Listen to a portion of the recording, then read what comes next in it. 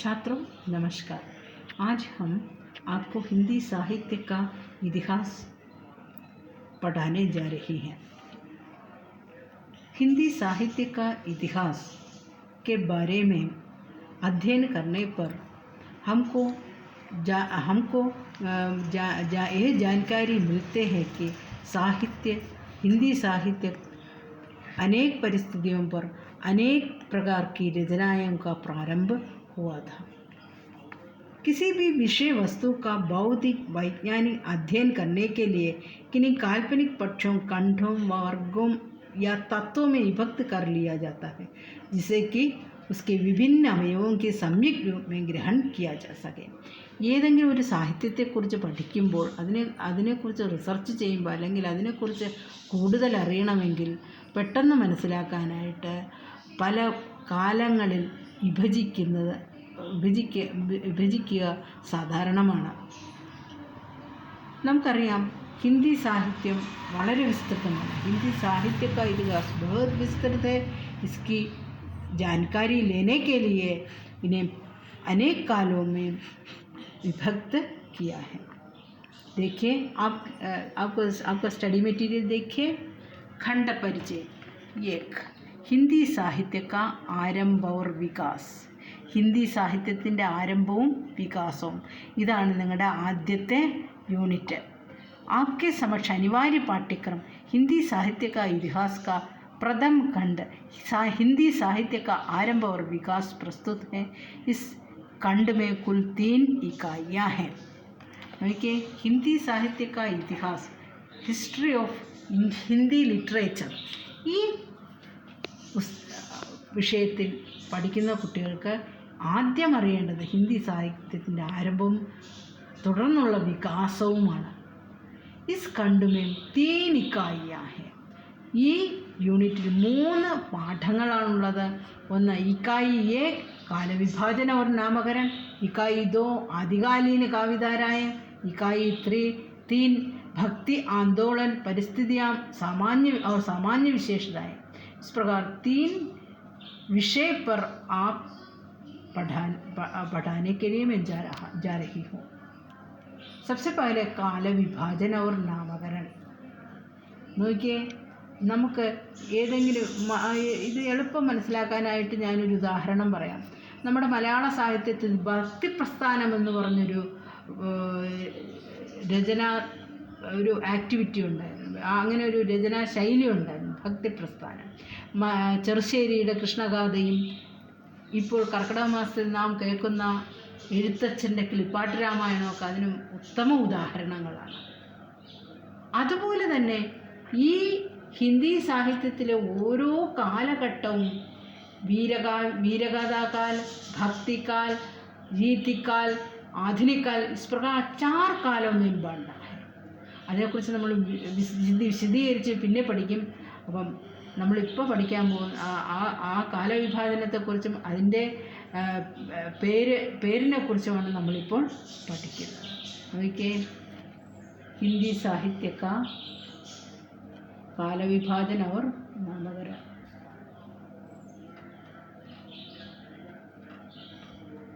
हिंदी साहित्य के अब के इतिहास में समय समय पर विभिन्न प्रवृत्तियों के उत्थान और विकास तथा अंततः उन्हें ठहराव की स्थिति बनती रही है. ഹിന്ദി സാഹിത്യത്തിൻ്റെ ചരിത്രം, ഇതിഹാസം എന്ന് പറഞ്ഞാൽ എന്താണ്? ചരിത്രം. സമയാസമയങ്ങളിൽ പല വിധത്തിലുള്ള രചനാശൈലികളുടെ ഉദ്ഭവവും വികാസവും ഉണ്ടായിട്ടുണ്ട്. ഈ പൂരി പ്രക്രിയ അചാനക് സേ നഹി ഘട്തി. ഈ പ്രക്രിയകളെല്ലാം തന്നെ പെട്ടെന്നുണ്ടായതൊന്നുമല്ല. इसके पीछे देश काल की कुछ निश्चित परिस्थितियों की भूमिका होती है. ഇതിന് പുറകിൽ इसके पीछे देश काल की ദേശത്തിനും കാലത്തിനും ഉചിതമായ നിശ്ചിതമായ പരിസ്ഥിതികളുടെ വലിയ റോൾ ഉണ്ടായിരുന്നു. ഉദാഹരണത്തിന് നമ്മൾ ആദ്യകാലങ്ങളിൽ രാജഭരണമായിരുന്നു. അന്ന് രാജാക്കന്മാർ വീരതയോടുകൂടി യുദ്ധം ചെയ്തും അവരുടെ ധൈര്യത്തിൻ്റെയും സാഹസവും കാട്ടാനായിട്ട് തൊട്ടടുത്ത രാജ്യങ്ങളെ പടവെട്ടി യുദ്ധം ചെയ്ത് നേടുകയും ചെയ്ത കാലഘട്ടം ഉണ്ടായിരുന്നു. അന്നൊക്കെ ഉണ്ടായിരുന്ന കൃതികൾ മിക്കതും വീരരസപ്രധാനമായിരുന്നു. എന്തുകൊണ്ടെന്നാൽ അന്ന് രാജാക്കന്മാരെ ഒരുപാട് പ്രോത്സാഹിപ്പിക്കാനായിട്ട് അന്നത്തെ കവികൾ എന്ത് കാവ്യങ്ങൾ എഴുതി? വീരരസപ്രധാനമായ കാവ്യങ്ങൾ. അതിൽ നിന്ന് ഒന്ന് മനസ്സിലാക്കേണ്ടത് എന്താണ്? നമ്മുടെ ദേശത്തിനും കാലത്തിനും ഉചിതമായ സാഹിത്യത്തിനെ ആ കാലത്തിന് നിലനിൽപ്പുള്ളൂ. प्रवृत्तियों के उत्थान और विकास तथा एक निश्चित समय तक उसके बने रहते, तत्पश्चात उसके अवसान की पूरी प्रक्रिया को समझने के लिए साहित्य का कालविभाजन उसका नामकरण करना आवश्यक है. നോക്കിയേ, ഓരോ കാലഘട്ടം നിങ്ങൾ ഇനി ഡീറ്റെയിൽസ് ആയിട്ട് പഠിക്കുമ്പോഴത്തേക്കും മനസ്സിലാകും. ഈ പ്രവൃത്തികളെല്ലാം തന്നെ ആദ്യം ഉദ്ഭവം ഉണ്ടായി, അത് തുടർന്ന് അതിൻ്റെ വളർച്ചയുണ്ടായി, പിന്നെ അത് നശിച്ചു പോയി, അടുത്ത സാഹിത്യത്തിൻ്റെ ഉദ്ധാനം, അതിൻ്റെ ഉദ്ഭവം ഉണ്ടാവുകയും ചെയ്തു. इस खंड की प्रथम इकाई में हिंदी साहित्य का काल विभाजन तथा नामकरण के विभिन्न प्रयासों के बारे में जानकारी दी जा रही है. ഈ യൂണിറ്റിൻ്റെ ആദ്യത്തെ ഭാഗത്ത് ഹിന്ദി സാഹിത്യത്തിൻ്റെ കാലവിഭാജനം, അതുപോലെ പേരും അതിനെക്കുറിച്ചുള്ള അറിവും നൽകുകയാണ് ചെയ്യുന്നത്. साथ ही സർവസ്വീകൃത കാലവിഭാജൻ അവർ നാമകരൺ भी बताया जा रहा है. എന്താണ് സർവസ്വീകൃത? എല്ലാവരും സ്വീകരിച്ച, അല്ലെ? സർവസ്വീകൃത അതായത് സർവസമ്മതമായ എന്ന് പറഞ്ഞാൽ ഹിന്ദി സാഹിത്യക്കാ ഇതിഹാസ് പല പണ്ഡിതന്മാരും എഴുതിയിട്ടുള്ളതാണ്. അപ്പോൾ അതിൽ ഓരോരുത്തരും അവരവരുടെ ഇഷ്ടത്തിനനുസരിച്ച് പേരുകൾ ആ കാലത്തിന് നൽകിയിട്ടുണ്ട്. ഉദാഹരണം, ഹിന്ദിയുടെ ആദികാലം എന്ന് എഴുതി പേരിട്ടവരുണ്ട്, അതുപോലെ വീരഗാഥാകാലം എന്ന് പേരിട്ടവരുണ്ട്. അപ്പോൾ അതിൽ നിന്നും നമുക്ക് എല്ലാവരും സമ്മതിച്ച സർവസമ്മതമായ ഒരു കാലവിഭാജനവും നാമകരണ പേരും നമുക്ക് പറയാം അല്ലെങ്കിൽ പഠിക്കാം.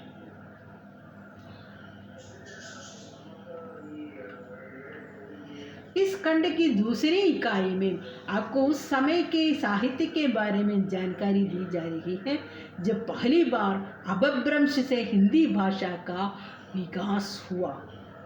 രണ്ടാമത്തെ ഖണ്ഡ് നമ്മൾ പഠിക്കുന്നത് എന്താണ്?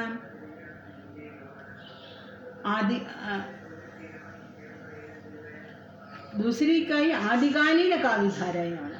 ഈ കാവ്യധാരയിൽ, അതായത് ആദ്യകാലത്തെ സാഹിത്യത്തിൻ്റെ അറിവ് നൽകുമ്പോൾ നമുക്ക് ഒന്ന് മനസ്സിലാക്കാൻ പറ്റും, ഹിന്ദി ഭാഷയുടെ പ്രാരംഭം അപഭ്രംശ് എന്ന ഭാഷയിൽ നിന്നാണ് ഉണ്ടായത്. അല്ലെങ്കിൽ മറ്റൊരു തരത്തിൽ പറഞ്ഞാൽ ഹിന്ദി ഭാഷ का आविर्भाव अपभ्रंश से हुआ और उसका विकास खड़ी बोली में हिंदी भाषा का विकास होकर खड़ी बोली में आज खड़े रहे हैं. हिंदी साहित्य का आदिकाल विविधताओं से भरा है और हिंदी साहित्य का अध्ययन करने पर इसका आदिकाल बहुत अधिक विषयों पर भरा हुआ है.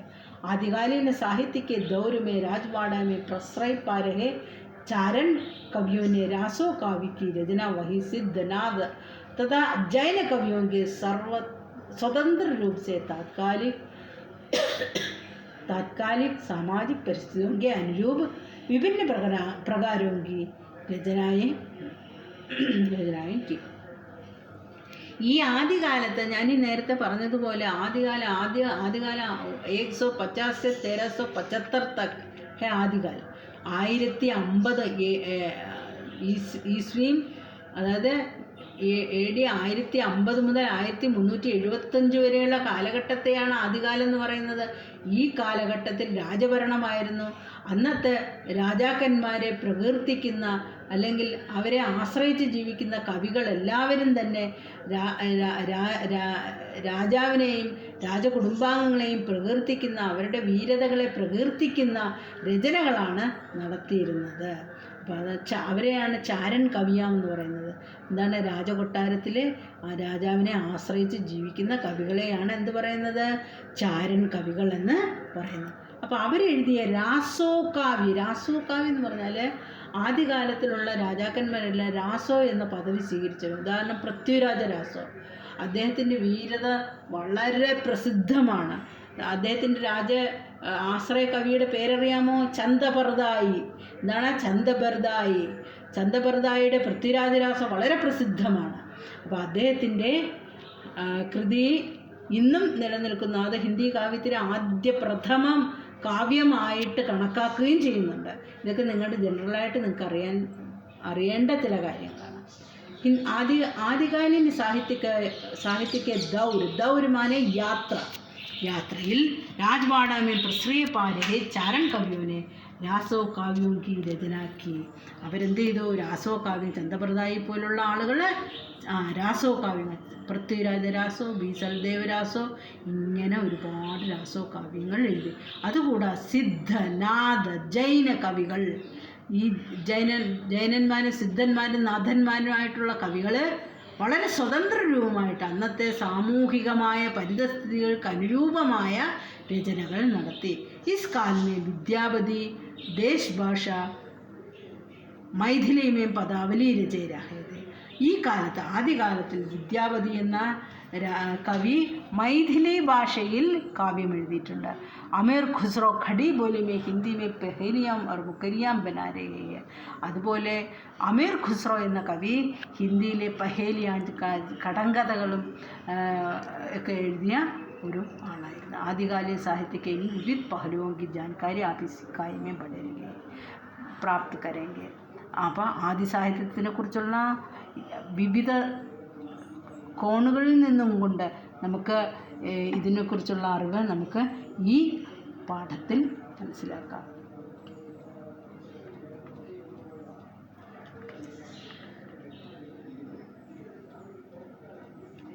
भक्तिकाल को हिंदी साहित्य के स्वर्ण युग के रूप में रेखांकित किया जाता है. രണ്ടാമത്തെ കാലമാണ് ഭക്തികാലം. അപ്പോൾ ആദ്യത്തെ കാലത്ത് എന്ത് കാലം എന്ന് പറഞ്ഞു? ആദികാലം എന്ന് പറഞ്ഞു. അതേത് കാലഘട്ടമാണ്? 1050 മുതൽ 1375 വരെ. അടുത്ത കാലഘട്ടം എന്ന് പറയുന്നത് 1375 से 1700 के काल को भक्तिकाल कहते हैं.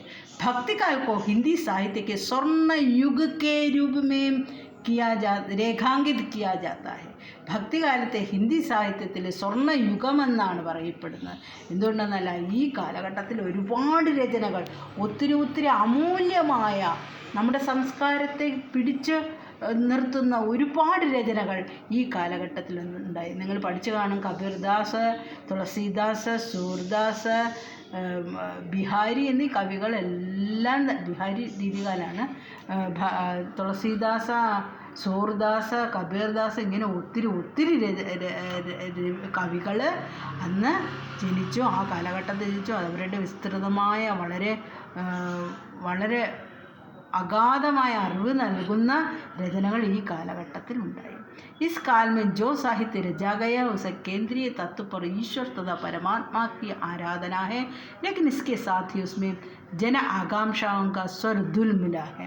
പക്ഷെ നോക്കിയേ, ഈ കാലഘട്ടത്തിലെല്ലാം തന്നെ കേന്ദ്രബിന്ദു എന്ന് പറയുന്നത് ഈശ്വരൻ അല്ലെങ്കിൽ പരമാത്മാവിൻ്റെ ആരാധനയായിരുന്നു. എന്നാൽ പോലും ആ വരികൾക്കിടയിലൂടെ നോക്കിയാൽ നമുക്ക് ആ കാലത്തുള്ള ജനങ്ങളുടെ അങ്കലാപ്പ്, അവരുടെ മനസ്സിൻ്റെ ടെൻഷൻ, മനസ്സിലെ എല്ലാ വിഷമങ്ങളും എല്ലാ പ്രയാസങ്ങളും ഒതുക്കി ഭഗവാനിനർപ്പിക്കുന്ന ഒരു സമൂഹത്തെ നമുക്ക് കാണാൻ സാധിക്കും. भक्तिकाल के उद्यान के पीछे किन किन परिस्थितियों की भूमिका है, उसके बारे में इस खंड की तीसरी इकाई में आपको जानकारी दी जा रही है. ഇനി യൂണിറ്റിൻ്റെ 3ാമത്തെ പാഠത്തിൽ നിങ്ങൾക്ക് ഇതിനെക്കുറിച്ചാണ് പഠിക്കുന്നത്. भक्ति आंदोलन एक व्यापक साहित्यिक आंदोलन है. ആന്തോളൻ എന്ന് പറഞ്ഞാൽ എന്താണ്? വിപ്ലവം, ഭക്തി വിപ്ലവം. ഭക്തിയിലൂടെ ഒരു വിപ്ലവം സൃഷ്ടിക്കുക എന്നുള്ളത് അത് ഭക്തിയിൽ മാത്രമല്ല സാഹിത്യത്തിലും ഒരു വിപ്ലവം തന്നെയായിരുന്നു. इसमें कई ईश्वर कालखंड के थोड़े बहुत अंदर से फिर समानांतर रूप से सक्रिय थे. उनकी अपनी अपनी निजी विशिष्टताएं हैं, परंतु इन निजी विशिष्टताओं को इधर पूरे भक्ति आंदोलन की कुछ सामान्य विशेषताएं थी. ഇതിലൊക്കെ ഈ കാവ്യങ്ങളിലൊക്കെ ഈ കാലഘട്ടത്തിലുള്ള എല്ലാ കാവ്യങ്ങളിലും ഒരു പ്രത്യേകത ഓരോ രചനകളിലും ഉണ്ടായിരുന്നു. എന്നാൽ പോലും ഒരു കോമൺ ആയിട്ടുള്ളൊരു വിശേഷത ഇതിൽ ഉണ്ട്. ഈ സിക്കായിലെ ഈ സന്ദർഭമേ ആർക്കോ ജാൻകാരി दी जा रही है. ഈ പാഠത്തിൽ ഇതിനെക്കുറിച്ച് നമുക്ക് കൂടുതലായിട്ട് പഠിക്കാം. आप इन इकाइयों को सिलसिलेवार ढंग से पढ़िए. हर इकाई में बहुत प्रश्न भी दिए गए हैं. पाठ पढ़कर उनका उत्तर तैयार कीजिए. आपकी सुविधा के लिए बहुत प्रश्नों के उत्तर अथवा उन्हें हल करने का निर्देश भी दिए गए हैं. നോക്കിയേ, ഈ യൂണിറ്റുകളിലെല്ലാം തന്നെ, ഈ പാഠങ്ങളിലെല്ലാം തന്നെ ഓരോരോ പ്രശ്നങ്ങളെക്കുറിച്ചുള്ള പ്രശ്നമാണ് ക്വസ്റ്റ്യൻ. ഓരോ ബോധപ്രശ്നം ഉണ്ട്. അത് വായിച്ച് നിങ്ങൾ അതിൻ്റെ ഉത്തരം തയ്യാറാക്കണം. അത് സോൾവ് ചെയ്യുക. അത് ആ ഉത്തരങ്ങൾ, അതായത് ആ ക്വസ്റ്റ്യൻസ് സോൾവ് ചെയ്യാനായിട്ടുള്ള വേണ്ട സഹായങ്ങൾ എന്നിൽ നിന്നും ഉണ്ടാകും.